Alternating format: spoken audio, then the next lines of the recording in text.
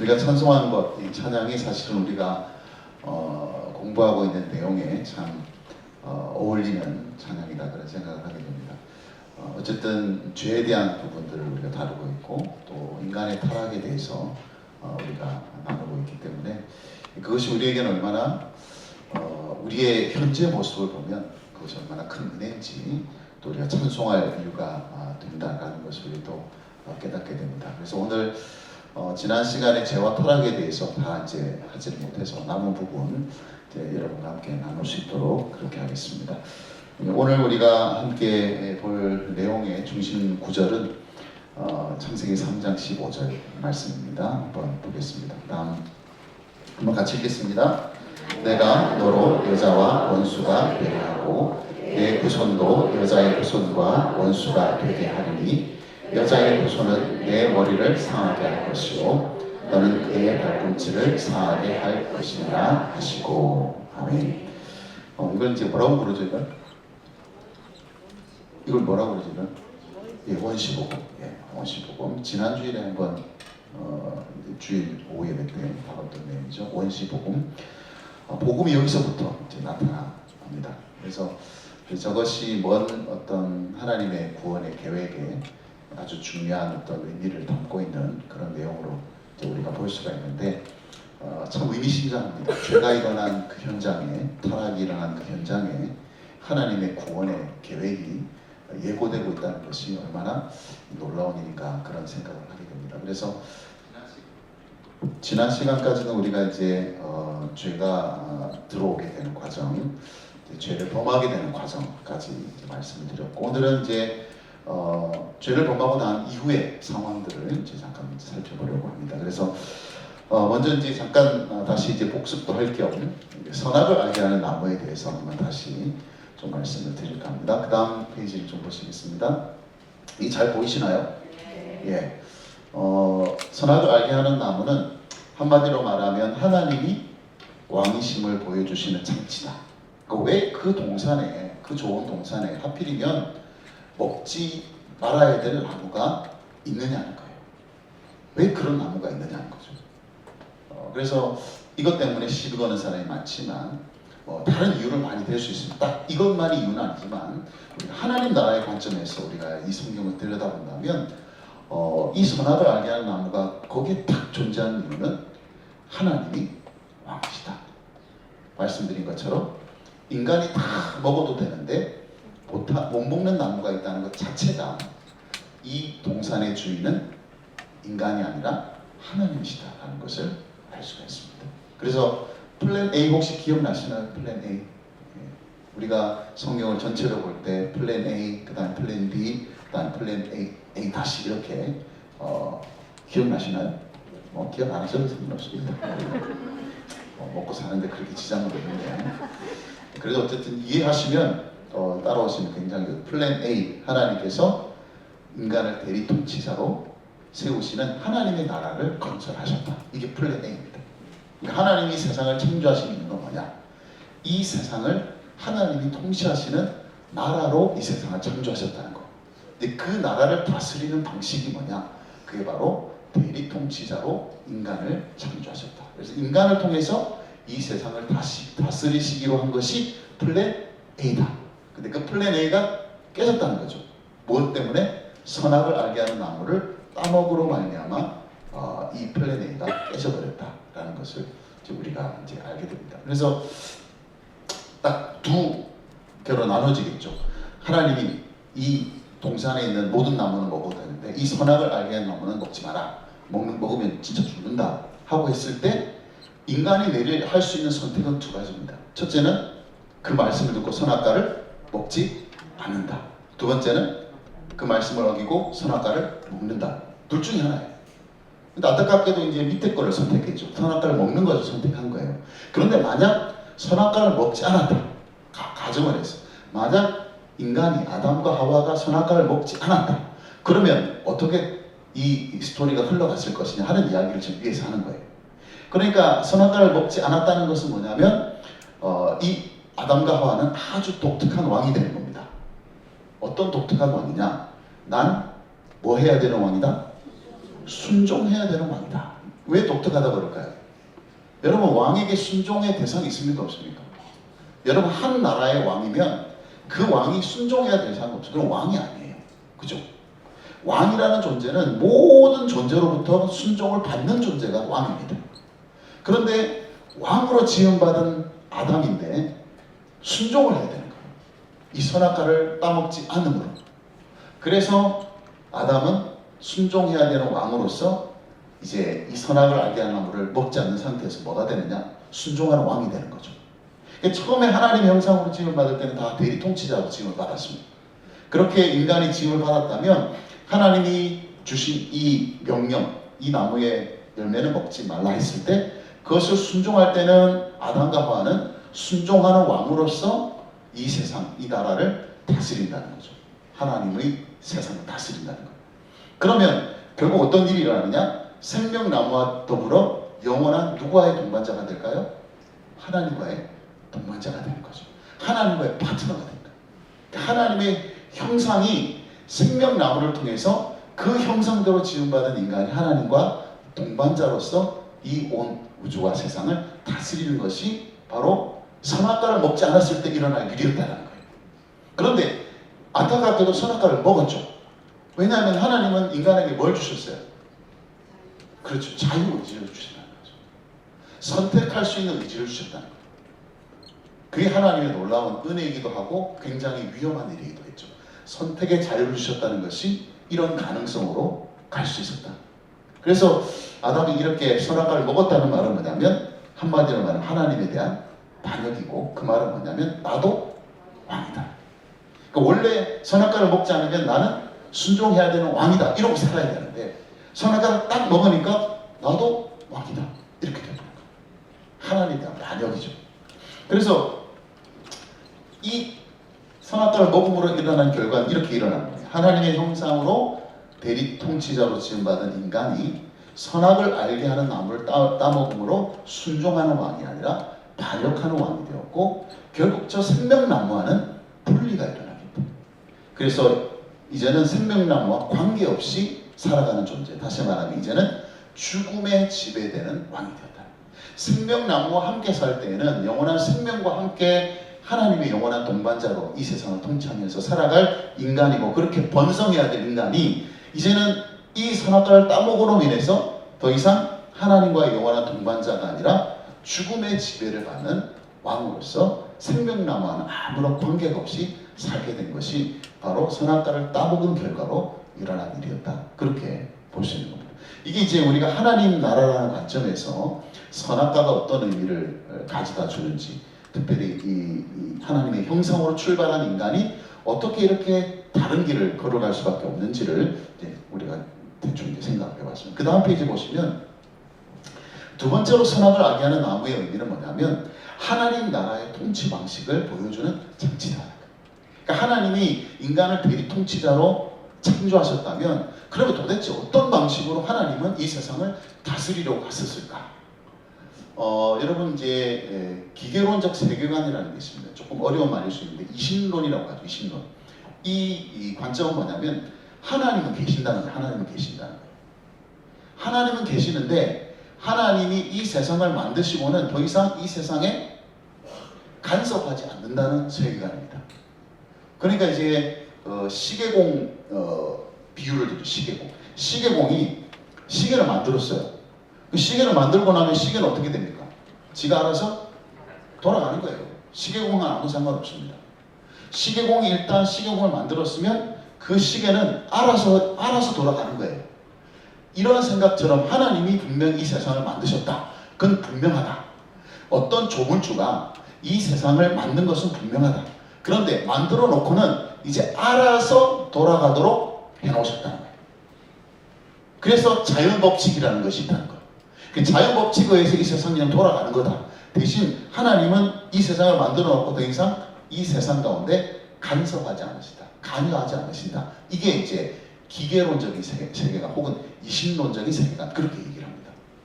그러니까 어쩌면 합리적인 생각을 가진 사람들이 그런 생각을 많이 해요. 분명히 이것은 그냥 저절로 생긴 세계는 아닌 것 같다. 그러니까 누군가가 분명히 이 세상을 만든 것 같긴 한데 세상 돌아가는 꼬라지를 보니까 이거는 하나님이 이 세상에 이 세상에 타치하지 않는 것이 아니라면 이런 일이 어떻게 일어날 수 있느냐. 그래서 뭐 이제 세계적인 재난이 일어났잖아요. 막 지진이 일어나고 막 그냥 사람들이 막 자연재해로 인해서 막 그렇게 막 죽고 이런 일이 일어나면 그때 이제 의문을 가지잖아요. 봐라, 하나님은 이 세상에 관여하지 않는다. 이런 어떤 생각들을 이제 하게 되는데 그게 아니라는 거죠. 하나님이 도대체 그러면 사람을 지으셨을 때 어떻게 사람을 통해서 이 세상을 다스리시겠다는 것인가? 라는 것은 이 선악과라는 이 선악을 알게 하는 나무가 굉장히 중요한 단서가 된다는 거예요. 왜냐하면 선악을 알게 하는 나무는 그 나무의 내용 자체가 이제 선악을 알게 되는 그런 내용을 가지고 있지만 이 말씀을 보게 되면 한마디로 말하면 이건 뭡니까? 왕이 사람에게 주는 일종의 말씀의 말씀, 그죠? 말씀입니다. 하나님이 말씀하신 거예요. 이 나무의 열매는 먹지 마라. 말씀하신 거예요. 말씀하셨기 때문에 이게 먹어서는 안 되는 나무가 된 겁니다. 그렇다면 하나님이 다스린다는 말의 의미는 하나님이 인간을 통해서 이 세상을 다스린다는 말은 뭐냐면 인간이 하나님의 말씀대로 살면 하나님의 말씀대로 순종하면 일어나는 일이 뭐냐면 하나님의 통치다. 다시 말하면 인간이 하나님의 말씀에 순종하게 될 때 세상 가운데 일어나는 것이 바로 하나님의 다스림이 일어난다는 거예요. 그러니까 만약에 이 말씀에 대해서 순종했다면 인간이 순종했다면 그 순종을 통해서 하나님이 이 세상을 다스리신 거예요. 그런데 불순종이 일어나니까 이제는 하나님이 그를 통해 다스리는 것이 아니라 인간이 직접 자기가 다스리는 일이 일어나게 된다는 거죠. 그럴 능력이 없는 인간이, 그럴 도덕성도 없고 그런 능력도 없는 인간이 이 세상을 다스리게 되면서부터 세상이 지금 이상하게 막 쉽게 말해서 가인과 아벨 사건부터 쭉 이제 진행되면 이제 앞으로 보게 될 인간의 모습들을 보게 되면 인간 스스로만 이 세상을 통치하려다 보니까 일어나는 일들이 세상에 악이 관여하게 되는 일이 일어난 거죠. 다시 말하면 불순종하면 하나님의 통치가 일어나지가 않는다는 거예요. 일어날 수가 없다는 거예요. 자, 이것이 사실 이 선악을 알게 하는 이 나무가 인간에게 주어졌던 그 말씀 통해서 주어졌을 때 이것이 이제 나중에 한번 이제 끝에 가서 살펴보겠지만 이것이 어디와 연결이 되냐면 바로 예수 그리스도와 연결이 된다는 거예요. 그래서 왕이신 예수 그리스도의 말씀에 순종하게 될 때 쉽게 말하면 하나님 나라의 복음이 우리 가운데 우리의 삶 가운데 일어나게 될 때 일어나는 것이 뭐다? 하나님의 통치가 일어난다. 그러니까 아담과 하와가 에덴 동산에서 하나님이 주신 이 말씀에 순종할 때 하나님의 다스림이 나타났던 것처럼 오늘날 우리에게도 왕이신 예수 그리스도께서 이 땅에 오셔서 우리에게 주신 말씀 그분의 길을 따라갈 때 우리에게 일어나는 일이 뭐냐면 하나님의 통치가 이 세상 가운데 일어난다는 거예요. 그래서 순종이냐 불순종이냐는 쉽게 말하면 하나님이 이 세상을 통치하시는 방식이다. 하나님이 어떻게 이 세상을 인간을 통해서 다스리느냐, 순종하는 사람을 통해서 다스린다. 그런 말씀입니다. 그러니까 결국 선악을 알게 하는 나무는 하나님의 통치의 관점에서 본다면 하나님은 자신의 말씀이 자신의 백성들을 통해서 응답되어질 때에 일어나게 되는 것이구나 라는 것을 우리가 알 수가 있다. 그건 지금도 마찬가지입니다. 에덴 동산에도 그랬듯이 지금 우리가 구원받은 하나님의 자녀로 살아가면서도 우리에게도 하나님의 다스림이라는 것은 어떻게 나타나느냐? 순종을 통해서 나타난다. 그러니까 순종하지 않을 때, 우리도 하나님의 말씀에 순종하지 않을 때 하나님의 다스림이 약화되기 시작합니다. 그런데 하나님의 말씀에 순종하는 사람, 순종하는 백성들이 일어날 때 그곳에 하나님의 통치가 강력하게 임하게 된다. 그게 선악을 알게 하는 나무에 대해서 하나님이 주신 그 말씀이 왕의 말씀이라면 오늘 우리에게 주신 이 성경도 예수 그리스도 그분의 말씀, 왕의 말씀이다. 그래서 그 말씀에 순종하게 될 때 하나님의 다스림이 나타난다. 그런 관점에서 저와 여러분이 순종함을 통해서 하나님의 통치가 이 땅 가운데 일어날 수 있게 되기를 주님의 이름으로 축복합니다. 거창한 거 아닙니다. 여러분 하나님의 나라를 위해서 뭐 그냥 하나님 이 땅을 다스리는 그 놀라운 일들이 일어나는 거창한 일이 아니라 우리가 막 으쌰으쌰 뭔가를 이렇게 막 캐치프레이즈 걸고 뭔가를 나서야 되는 일이 아니라 우리의 삶의 영역에서 순종하는 그곳에, 그 말씀에 순종하는 그곳에 통치가 일어나는 거예요. 하나님의 다스림이 그렇게 일어나요. 여러분의 가정에, 여러분의 직장에, 여러분 학교에 그 순종함이 그리스도의 통치로 나타난다라는 이것이 중요하다 이렇게 볼 수가 있습니다. 그 다음 페이지 한번 보시면 이걸 한번 복습하는 겸 결국 이제 그럼에도 불구하고 이제 이 선악을 알게 하는 나무를 따먹게 되는 이 과정, 이건 지난번에 한번 했습니다. 왜 한 번 더 하냐면 결국 이제 우리가 불순종하고 우리가 죄를 짓는다는 것은 하나님의 통치가 약화되고 하나님의 통치가 이 땅 가운데 나타나지 못하게 되는 요인이라면 이 패턴은 굉장히 중요합니다. 오늘을 여러분들이 살아가는 일에 있어서 이 패턴은 중요해요. 왜냐하면 전에도 말씀드렸지만 사탄은 전략이 바뀌지 않아요. 늘 이 전략을 씁니다. 뭐 다른 쓸 게 없어요. 이 안에 다 들어갑니다. 다 들어가요. 육신의 정욕, 악몽의 정욕, 이생의 사랑 안에 다 들어가요. 그래서 우리가 살아갈 때에 사실은 불순종하게 되고 죄 가운데 들어가게 되는 이유는 이런 시험 가운데에 우리가 들어가기 때문에 그렇습니다. 그래서 뭐 육신의 정욕이라는 건 뭘 의미하겠습니까? 우리의 욕구죠, 욕구. 우리의 그 기본적인 욕구 있잖아요. 그래서 다양한 욕구들이 있습니다. 그런 욕구에 대해서 이제 건드릴 때 우리가 넘어가기 쉽고 안목은 우리가 보는 거잖아요, 보는 거. 우리가 무엇을 보느냐가 굉장히 중요하고 이생의 자랑은 이게 굉장히 은밀하지만 다 사람들 안에 있습니다. 인정받고 싶은 욕구잖아요, 그죠? 그래서 언제 제일 기분이 나쁘십니까, 여러분? 언제 제일 기분이 나쁘시죠? 무시당할 때 제일 기분 나쁘죠. 너 무시당할 때 뭔가 나를 조금 무시한다 생각할 때는 이게 그냥 한 달 동안 잠 못 자요. 예를 들어 가령 뭐 어떤 사람이 악의 없이 한마디 했단 말이죠. 악의 없이 한마디 해서 그 사람은 한 달 동안 두 다리 뻗고 이렇게 잘 자요. 왜냐면 자기는 이게 악의 없이 한마디이기 때문에. 근데 그게 내 뭔가를 다 건드려 놓으면요, 나는 일주일 뭐 한 달 동안 잠을 못 자요.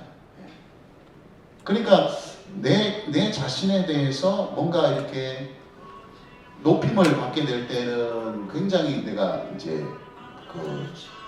예, 감사합니다. 빨리 하라 이 말이죠. 알겠습니다. 그러니까 쉽게 말해서 우리의 이 이생의 자랑이라는 것은 뭐 잘 되고 싶은 그 욕구만 있는 게 아니라 나를 무시하거나 나를 낮추게 될 때 반작용으로 일어나는 것이 이생의 자랑의 한 부분이에요. 그러니까 내가 높은 곳에 올라가고 싶고 내가 잘 되고 싶고 내가 높은 사람이 되고 싶은 그런 욕구만을 말하는 것이 아니라 내가 필요 이상으로 나 자신에 대한 어떤 평가에 대해서 민감하게 반응할 때 그것도 역시 이생의 자랑 안에 포함될 수 있다. 그래서 굉장히 우리의 삶의 영역에서 우리로 하여금 죄 가운데 불순종 가운데 빠지게 하는 이 영역들은 항상 우리가 염두에 두고 있어야 돼요. 그래서 여러분 주기도문 할 때 그 마지막 부분이 뭡니까? 우리를 시험에 들게 하지 마시옵고 다만 악에서 구하시옵소서. 이 기도가 왜 중요해요? 왜냐면 주기도가 한마디로 요약하면 누가 드리는 기도가 주기도입니까? 하나님의 백성들이 드리는 기도가 주기도. 우리가 아침을 주기도문으로 시작하잖아요. 그건 뭘 의미하냐면 우리가 하나님의 백성으로 하루를 살기 위해서 아침에 일어날 때 주기도로 시작하는 겁니다. 그렇다면 그 주기도의 내용들은 다 무엇을 위한 것이냐? 우리가 하나님의 백성으로 살아가는 데 필요한 것들을 우리가 구하는 거예요. 그 중에서 중요한 부분이 바로 이 부분이라는 거죠. 마지막 이 부분을 기도하잖아요. 시험에 들게 하지 마시고 악에서 구해. 왜냐하면 이렇게 되면 뭐가 안 일어나기 때문에 하나님의 통치가 일어나지 않기 때문에 하나님의 다스림이 일어날 수 없기 때문에 그래서 주님께서는 이 기도를 하라고 하죠. 너희들이 시험에 들면 너희들이 악에 빠지면 결코 하나님의 다스림이 너희들의 삶에서 나타날 수가 없다. 그래서 이 기도를 꼭 하라. 그렇게 말씀하십니다. 그래서 이 부분은 여러분이 하나님 나라의 통치가 내 삶 가운데 일어나기 위해서 항상 예민하게 여러분이 잘 생각해야 될 그런 영역이다. 그렇게 보시면 되겠습니다. 네, 그러면 이제 타락의 결과를 한번 보겠습니다. 다음 페이지 보시겠습니다. 자, 선악과 악이나무 딱 먹었습니다. 어떤 현상이 일어나? 첫째, 어떤 현상이 일어났습니까? 눈이 밝아졌습니다. 사탄의 말도, 뱀의 말도 진짜 눈이 밝아졌어요. 그런데 이 눈이 밝아진 것은 아주 부정적인 방향으로 눈이 밝아진 거죠. 눈이 밝아져서 일어난 결과가 뭡니까? 벗은 줄을 알게 돼요. 벗은 줄. 그전에는 벗은 줄을 몰랐을까요? 갑자기 벗은 줄 알게 된 것일까요? 그건 뭡니까? 자기 자신을 다르게 보기 시작하게 된 거예요. 어떻게 보기 시작합니까? 자기 자신을 부끄럽게 보기 시작합니다. 자기 몸에 대해서, 벌거벗은 자기 몸에 대해서 수치심을 느끼게 되고 부끄러움을 느끼게 되고, 그래서 사용한 도구가 뭡니까? 무화과 나무 치마를 해가지고 가렸다. 치마로 가렸다는 거죠. 그 수치와 그 부끄러움을 가렸다는 거. 이게 쉽게 말하면 자신과의 관계가 파괴되었다는 것을 의미합니다. 선악을 알게 하는 나무를 따먹으면서 타락이 일어나는데, 그 타락의 결과로 눈이 밝아져서 자기 자신에 대해서 부끄러움을 느끼게 되고, 그것은 곧 무엇을 의미하느냐? 자신과의 관계가 파괴된다. 결코 자기 자신을 부끄러워한 적이 없습니다. 이 선악을 알게 하는 나무를 먹기 전까지는 둘 다 먹고 다녔을 거 아니에요, 그죠? 그런데 전혀 그게 문제가 되지 않아요. 서로에 대해서, 자기 자신에 대해서 부끄러울 게 없어요. 그런데 갑자기 눈이 밝아지면서 그것이 부끄러움으로 다가오게 되었다. 그것은 말하면 이제는 자기 자신을 더 이상 소중하게 보기 시작이 안 한다. 자기를 부끄럽게 여기게 되었다. 그래서 이것은 한마디로 말하면 자신과의 관계가 파괴되었다라는 것을 이제 알 수가 있습니다. 자, 두 번째는 뭐죠? 숨었습니다. 숨었어요. 동산 나무들 사이에 숨었습니다. 왜 숨었을까요? 하나님의 낯을 피하기 위해서. 하나님의 낯을 피하기 위해서. 하나님과 대면하기를 두려워. 그래서 무엇에 자기를 숨겼습니까? 동산나무에 자기를 숨겼어요. 아까 처음에 눈이 밝아졌을 때는 치마에 자기를 숨겼는데, 이제 하나님과의 관계 속에서는 동산나무에 자기를 숨겼습니다. 하나님으로부터 자기가 숨겼어요. 그건 뭘 의미하냐면 하나님과의 관계가 파괴됐다. 그래서 하나님 앞에 나갈 수가 없는 거예요. 그게 두 번째로 일어난 일이고, 세 번째는 뭐냐면, 이거는 누가 한 일입니까? 하나님이 주셔서 나와 함께 있게 하는 것이죠. 여자. 아담이 이제 그 숨어 있다가 하나님이 이제 네가 어딨냐 이래가지고 이제 만나셔서 하신 말, 네가 정녕 내가 먹지 말라 한 그 열매를 먹었느냐 아시면서 물어보는 거잖아요. 근데 물어봤을 때 이제 아담이 이렇게 대답한 거예요. 하나님이 주셔서 나와 함께 있게 하신 여자가 중으로 내가 먹었나이다. 그렇게 얘기를 해요. 아담이 머리가 굉장히 좋지 않습니까? 이거를 전문적인 용어로 일타쌍피라고 그러나요? 한 방에 두 명을 갖다 보내버렸습니다. 이 모든 일에 대한 책임은 누구에게 있다는 거예요? 첫째는 여자지, 여자. 이 여자가 나한테 줘서 내가 먹었다. 그런데 이 여자는 누가 줬느냐? 당신이 주지 않았냐, 그죠? 하나님 당신이 주셔서 내게 있게 한 그 여자가 나의 중으로 내가 먹었습니다. 그렇게 뭐라는 책임을 전가해 준 거예요. 그러니까 하나님과 여자에게 이 모든 일의 책임을 전가하기 시작했습니다. 이 말을 들은 아담은, 아니 하와는 어떤 생각을 했을까요?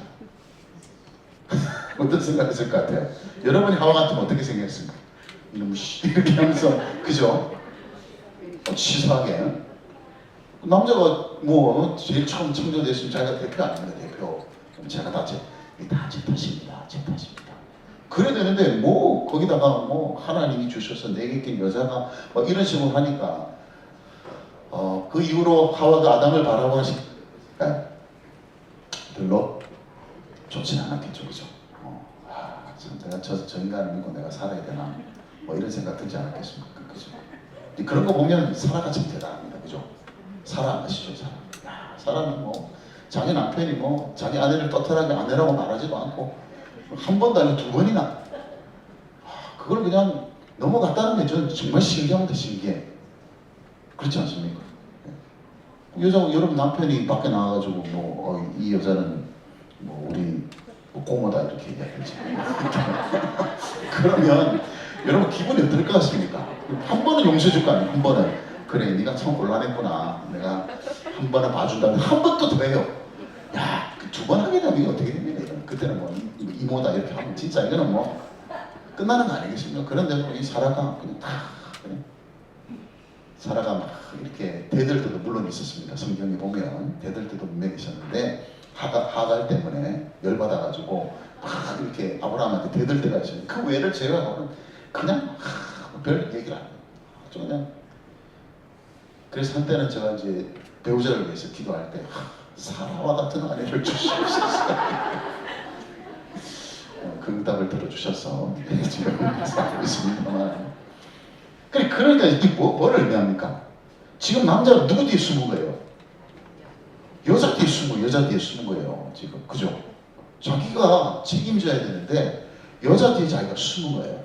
처음에 인간이 눈이 밝아졌을 때 치마 뒤에 숨었습니다. 그 다음에 하나님을 볼 수 없게 되었을 때 동산나무 뒤에 숨었어요. 그리고 마지막에 이 남자는 여자 뒤에 숨습니다. 여자 때문에. 그 여자를 하나님 주셨잖아요. 결국 뭐냐면 사랑과의 관계가 파괴됩니다. 파괴될 수밖에 없죠. 하와가 느꼈을 그 감정은 사실은 이런 어떤 과정을 통해서 이미 아담에 대해서는 상처로 남을 수밖에 없다. 그래서 인간과의 관계가 파괴됐다. 이게 사실은 죄가 일으킨 결과입니다. 죄와 타락의 결과로 우리 인생에게 일어난 일이 뭐냐면 첫째는 자신과의 관계가, 두 번째는 하나님과의 관계가 파괴되고, 세 번째는 사람과의 관계가. 뒤집어서 얘기하면 복음이 우리한테 들어왔다. 복음의 은혜가 우리에게 있다는 것은 거꾸로 얘기하면 맞는 거예요. 그죠? 복음이 우리 안에 들어왔다면 뭘 의미합니까? 나 자신과의 관계가 회복됐다는 거예요. 복음이 내 안에 역사한다는 것은 하나님과의 관계가 회복됐다는 거예요. 복음의 능력으로 우리가 살아간다는 것은 사람과의 관계가 회복됐다는 거예요. 그래서 우리가 복음의 능력으로 산다는 것을 세 가지로 간단하게 요약하면 이거예요. 우리가 복음의 능력으로 살아간다는 말의 의미는 우리는 이제 나 자신과의 관계가 회복된 존재로서 하나님의 형상으로 지음받은 그 소중한 관계가 다시 회복되는, 그것이 복음의 은혜고, 우리가 다시 하나님과의 관계가 회복돼서 하나님을 예배하고 하나님을 위해서 살고 하나님의 뜻 안에서 살아가게 되는 이 모든 우리 인생의 모습들이 복음의 능력이 회복된 결과입니다. 우리가 서로와의 관계가 회복되고 뭐 남편과 그렇게 지지볶고 싸우다가도 복음의 능력이 나타나게 되면 일어나는 일들이 이런 일들이 일어나는 거예요. 그래서 타락의 결과는 복음의 은혜의 결과랑 거의 일직선상입니다. 연결선상입니다. 그게 바로 뒤집히는 것이 바로 복음의 은혜다라는 것을 우리가 알 수가 있습니다. 자, 그러면 이게 결과고요. 그 다음에 이제 하나님이 이 결과에 대해서 이제 심판하세요. 이제 심판하시는데 하나님의 심판을 한번 보겠습니다. 지금 이 동상 안에서 이제 심판을 받게 되는 세 존재가 있습니다. 첫째는 뱀입니다. 뱀. 사탄이죠, 사탄. 두 번째는 여자가 심판을 받고요. 마지막에 남자가 심판을 받습니다. 요 세 주체가 다 이제 하나님의 심판을 받게 되는데 제일 첫 번째 이제 뱀이 심판을 받습니다. 뱀이 심판을 두 가지로 받아요. 첫째는 뭡니까? 저주를 받습니다. 그 저주의 내용이 뭘까요? 너는 이제 땅을 기어다닐 것이다. 그리고 흙을 평생 먹을 것이다. 저주를 받았다는 거예요. 이게 사실은 이제 신학적으로 이게 논란이 많습니다. 도대체 이 뱀은 도대체 원래 어떤 존재였느냐? 뱀은 원래 뭐 걸어다니는, 그러니까 쉽게 말해 다리로 걸어다녔는데 심판을 받아 저주를 받아서 이제 기게 되었는가? 뭐 이래 아주 궁금증이 많잖아요. 왜냐하면 창세기에는 이 창세기 성경에는 그걸 아주 자세하게 얘기를 하지 않습니다. 그냥 뜬금없이 뱀이 탁 나타나요. 뜬금없이 뱀이 나타나서 여자에게 유혹을 합니다. 그리고 뱀이 이제 그 모든 과정 가운데 타락을 유발시키고 그런 과정만 간단하게 나오지, 우리는 이 뱀을 통해서 누구를 보느냐? 사탄의 존재를 보는 거예요. 그 어느 순간인가, 그게 창조의 전인지 창조 후인지 창조 사이 어디쯤인지는 모르겠지만 하나님을 섬기는 천사라는 존재 중에 타락한 천사가 있었는데 그 천사의 우두머리가 타락한 천사의 우두머리가 지금 하나님의 나라에 뭔가 균열을 일으키기 위해서 뱀을 통해서 이 모든 일이 일어났다는 것 그것 외에는 사실 알 수 있는 정보가 없습니다. 그런데 이 저주를 받았다는 이 내용을 우리 고대 근동의 표현으로 우리가 생각해 본다면 고대 근동에서 기어다니고 흙을 먹는다는 표현은 뭐냐면 졌다는 뜻입니다. 싸움에서 패배한 왕이 하게 되는 그 굴욕적인 게 뭐냐면 땅을 기는 거예요. 흙을 먹는 겁니다. 그 고대 근동에서 패배한 적장이나 패배한 왕이 굴욕적으로 하게 되는 퍼포먼스, 그 행동이 바로 기어다니고 흙을 먹는 거였어요. 그런 관점에서 본다면 하나님이 뱀에게 사탄에게 내린 저주의 내용은 뭐냐면 너는 패배할 것이다라는 거죠. 수치스럽고 굴욕적인 상태로 완전히 패배할 것이다 라는 것을 미리 예고하시는 것이 바로 이 저주의 내용이다. 그렇게 해석을 합니다. 그 다음에 또 한 가지 뭡니까? 이게 이제 아까 말했던 원시복음이잖아요. 그죠?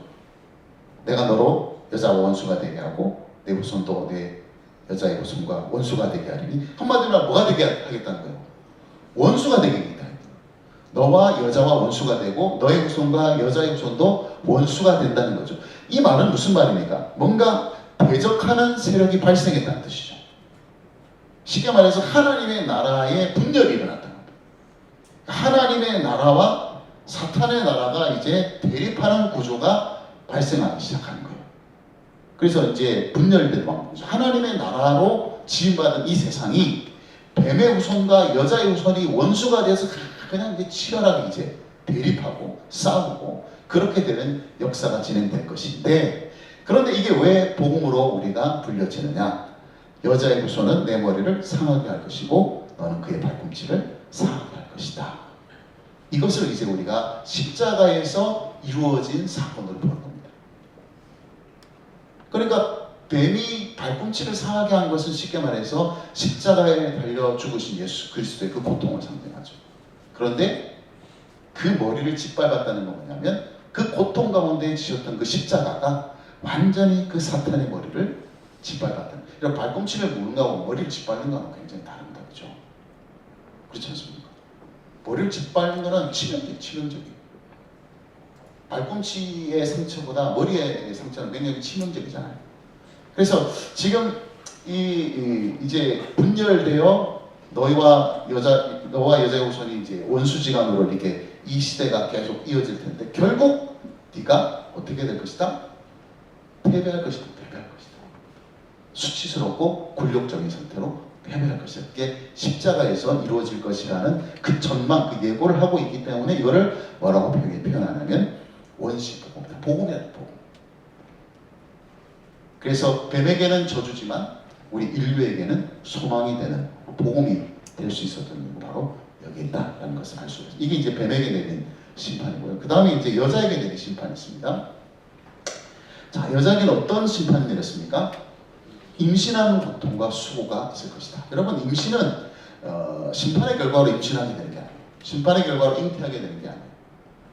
그런데 심판의 결과로 그 임신하는 고통과 수고를 겪게 될 것이다. 우리 여자분들은 좀 실감이 나십니까? 저는 뭐 잘 몰라가지고 이게 얼마나 아픈 건지를 제가 잘 몰라가지고 정말 아프다면서요.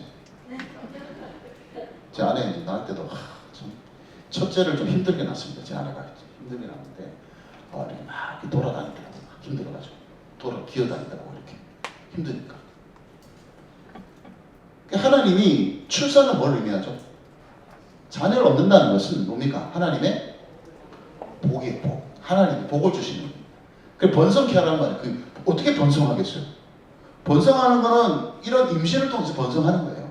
하나님께서 이미 잉태를 통해서 임신을 통해서 출산을 통해서 이 땅 가운데 번성하도록 그렇게 창조하셨습니다. 그런데 그 복이 그렇게 번성케 되는 복이 그 누리는 방식이 달라지기 시작했다. 그게 심판이라는 거죠. 고통 가운데 아이를 낳게 되는 일이 일어나게 됐다. 그래서 하나님의 복을 누리는 방식의 변화가 일어났다라는 것을 우리가 알 수가 있습니다. 두 번째로 여자에게 주어진 심판이 뭐냐면, 이게 굉장히 흥미로운 부분인데 창세기 3장 16절 제가 이렇게 준비를 못했는데 혹시 성경에 있으면 찾아보시면 좋겠습니다. 내가 내게 임신하는 고통을 크게 더하리니 내가 수고하고 자식을 낳을 것이며, 그 다음 겁니다. 너는 남편을 원하고 남편은 너를 다스릴 것입니다. 옛날 번역에 보면 너는 남편을 사모하고 남편은 너를 다스릴 것이니라, 이렇게 돼 있어요. 이것도 이렇게 우리 남자들이 악용을 하잖아요, 그죠? 악용하기 얼마나 좋습니까? 여자는, 아내는 남편을 사모하고 남편은 아내를 다스리는 거야. 당신은 나를 사모하고 나는 당신을 다스리는 거야. 까불지 마 라고 악용하는 그런 경우가 종종 있었단 말이죠. 그런데 여기서 말하는 것은 그런 의미가 아니에요. 여기서 새로 이제 개정된 번역이죠. 너는 남편을 원하고 남편은 너를 다스릴 것이니라. 이 말은 너는 남편을 원한다는 말의 의미는 뭐냐면, 너에게, 내 남편에게 네 소원이 있다는 거죠. 네 남편에 대해서 네가 소원이 하나 생긴다는 거예요. 원한다는 게, 소원이 생긴다는 거예요. 그 소원이 뭐냐?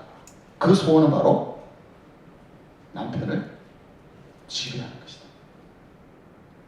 지배하는 것이다. 그러니까 이 여자가 남편에 대해서 이제 소원을 두게 되는 거예요. 어떤 소원? 이제는 남편을 지배하려고 하는 거죠. 그런 소원을 가지고 있지만 남편은 어떻게 해요? 오히려 자기가 여자를 다스리려고 한다는 거죠. 그럼 어떤 일이 일어나겠습니까? 충돌이 일어나겠죠. 그래서 여러분 결혼하기 전에 흔히 듣는 충고들 있잖아요. 결혼하면 3일 만에 잡아야 된다. 괜히 나온 말 아니겠죠, 그죠? 결혼하면 잡아야 된다. 주도권을 잡아야 된다. 뭐 이렇게 얘기하는 이유는 뭡니까? 여러분 이게 왜 중요하냐면, 원래 남자와 여자는 뭐로 출발한 겁니까? 돕는 배필로 출발한 거예요. 그러니까 돕는 배필이라는 말은 지난번에 이제 말씀드린 것처럼 뭐라고, 남편과 짝이 되는 돕는 자라는 거예요, 그죠? 여자는 어떤 존재냐? 남편과 짝이 되는 돕는 자라는 거예요. 짝이 되는, 배필의 의미죠. 짝이 되는 돕는 자라는 뜻이에요. 그래서 돕는 자라는 것은 그 사람보다 아래에 있다는 뜻이 아니에요, 그죠? 오히려 돕는 자는 더 위에 있는 사람이죠. 여러분, 하나님이 우리를 어떻게 한다? 도우시잖아요, 그죠? 우리 기도하잖아요. 하나님, 우리를 도와주시옵소서. 그럼 하나님이 우리를 돕는 분이잖아요. 그러면 하나님이 우리보다 못하신 분입니까? 아니, 오히려 우리를 돕는 사람은 우리보다 더 월등한 사람일 수가 있지 않습니까?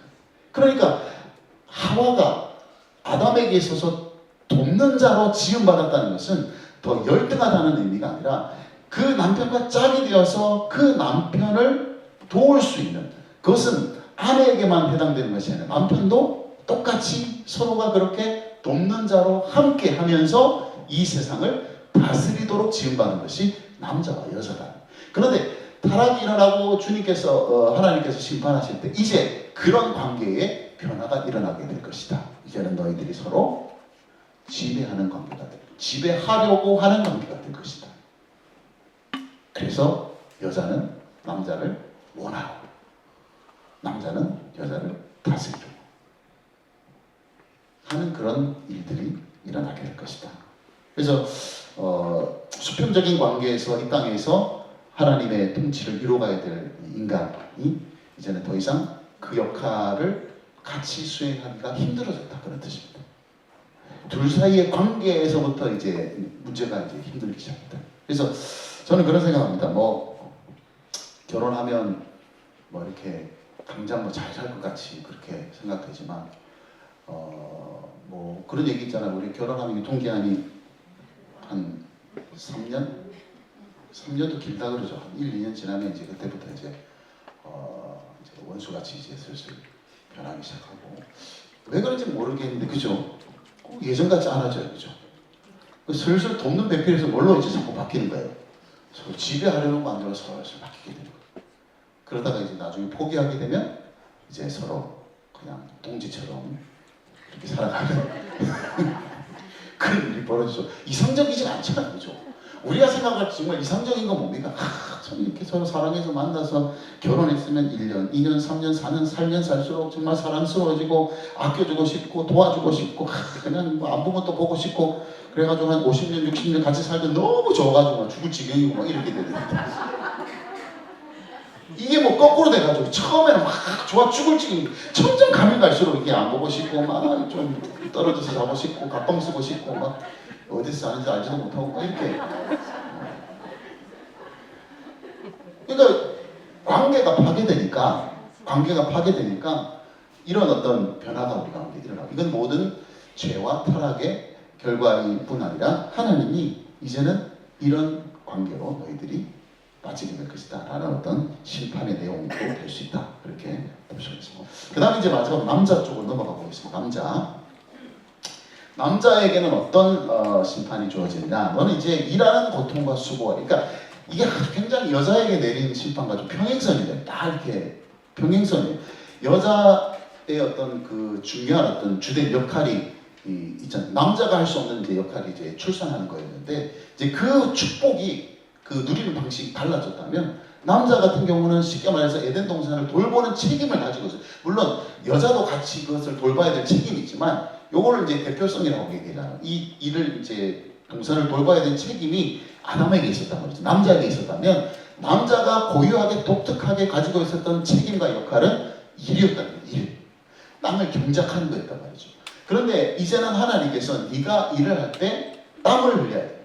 힘을 내야 애를 써야 될 것이다. 왜냐하면 이제 엉겅기가 날 것이고 가시가 날 것이고 네가 이 에덴 동산을 누렸던 것처럼 그렇게 아주 자연스럽게 일하는 것이 축복이 안 될 것이다. 힘들 것이다. 일하는 것이 고역이 될 것이다. 그렇게 말씀하시는 거예요. 그래서 오늘날 우리가 일을 즐겁게 하는 사람은 분명히 많습니다. 근데 정말 100명 중에 과연 몇 명이나 내가 하는 일이 정말 재밌고 신나고 막 보람있고 막 너무 일이 좋아서 막 좋아 죽을 것 같고 막 집에 와도 다시 또 직장에 가고 싶고 막 이런 일이 있는 사람도 있을 거예요. 그죠? 어쩌다 한 번 있을 거예요. 근데 대부분 그렇지 않아요. 빨리 가면 막 집에 가고 싶고 퇴근하고 싶고 막 일도 제대로 안 되고 막 힘든 거예요. 그래서 이제 이런 일의 수고가 이제 남자에게 주어지는 고통이 되었다. 그렇게 볼 수가 있고요. 그 다음에 이제 하나가 뭐냐면 너는 이제 흙으로 돌아갈 것이다. 흙에서 왔으니 흙으로 돌아갈 것이다. 자, 이 말의 의미가 도대체 이게 왜 하나님의 심판이 될까? 이건 쉽게 말해서 이제 죽는다는데 죽는다. 너는 이제 죽을 것이다. 그런데 단지 죽는다는 것의 의미가 아니라 삶의 의미가 도대체 뭐냐? 너는 이것을 이제 고민하면서 살 것이다. 흙에서 왔다가 종일토록 그냥 고생하고 일하다가 흙으로 돌아간단 말이죠. 무슨 의미가 있는 거예요, 도대체? 사람이 흙에서 와서 그렇게 종신토록 그렇게 땀을 흘려야 수고해야 먹을 것이다. 그리고는 너는 흙으로 돌아갈 것이다. 이게 바로 전도서에서 얘기하는 거예요. 전도서에서. 무슨 의미가 있는 거예요? 그렇게 애쓰고 노력하고 수고하고 그렇게 살아가는 인생 결국 흙으로 돌아갈 텐데 그게 무슨 의미가 있느냐? 그래서 이 이후로 사람들은 늘 삶의 의미에 대한 도전을 받고 살기 시작해요. 왜 사는지 방황하기 시작하는 거예요. 처음 인간이 지원받을 때는 명확하죠. 목적이 명확합니다. 너는 이 땅에 정복 다스리고 그러니까 번성하고 다스리고 충만하고 이 천국을 다스려라. 분명한 목적이 있어요. 그래서 에덴 동산에 두셨을 때 그때부터 일을 했습니다.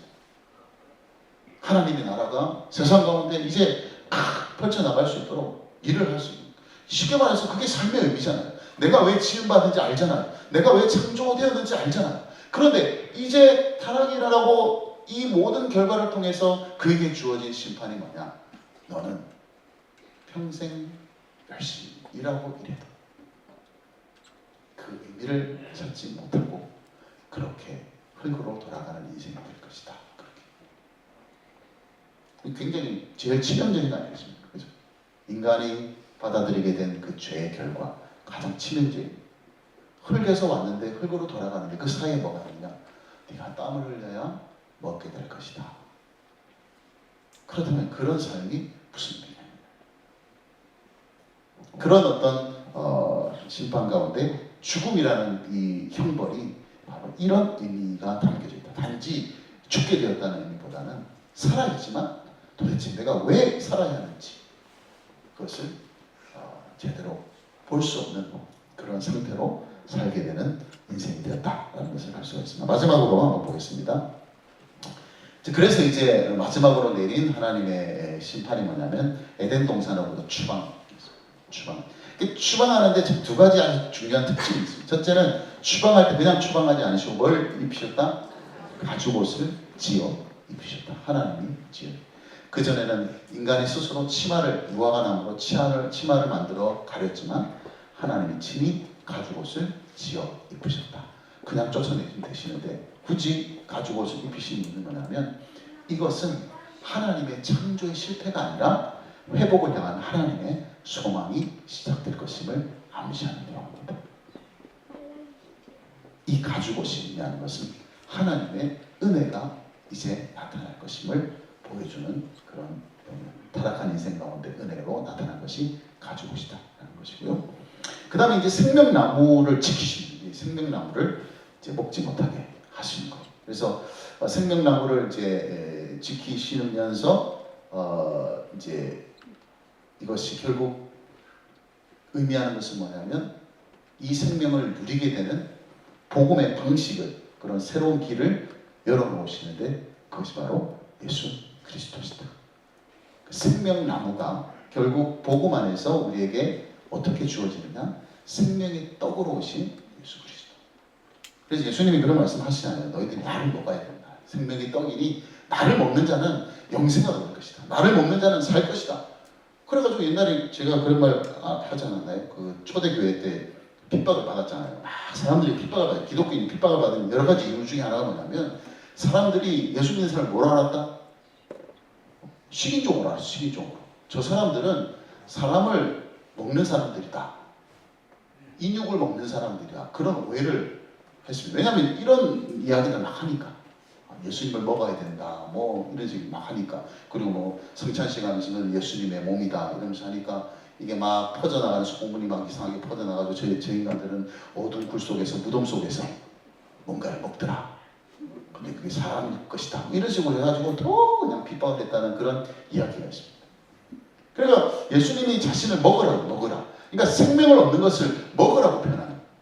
그러니까 먹는다는 표현이 어디서부터 시작된 것이냐면 에덴 동산에부터 생명나무의 열매를 먹는 그 먹음을 통해서 누리게 되는 그 영원한 생명. 그것이 결국 예수 그리스도께서 이 땅에 오실 때 생명의 떡으로 오셨다고 하시는 그 말씀의 의미는 우리가 그분을 믿는 믿음 안에서 영원한 생명을 얻게 되는, 다시 말하면 생명나무의 열매를 먹는 방식은 예수 그리스도 그분을 믿는 믿음 안에서 일어나는 일이다. 그래서 우리가 영원한 생명을 누리게 되는 것이다. 그래서 이것이 다 복음으로 다 연결되어지는 일이다. 그러니까 에덴 동산으로부터의 추방은 결국 하나님의 새로운 구원의 계획을 향한 첫 출발이다라는 것을 이제 우리가 알게 됩니다. 그래서 오늘은 여기까지 우리가 함께 말씀을 좀 나누었고 다음 시간에는 이제 에덴 동산에서 쫓겨난 이후에 인류가 어떻게 그 역사가 진행되는지를 하나님 나라의 관점에서 한번 생각해 보도록 하겠습니다.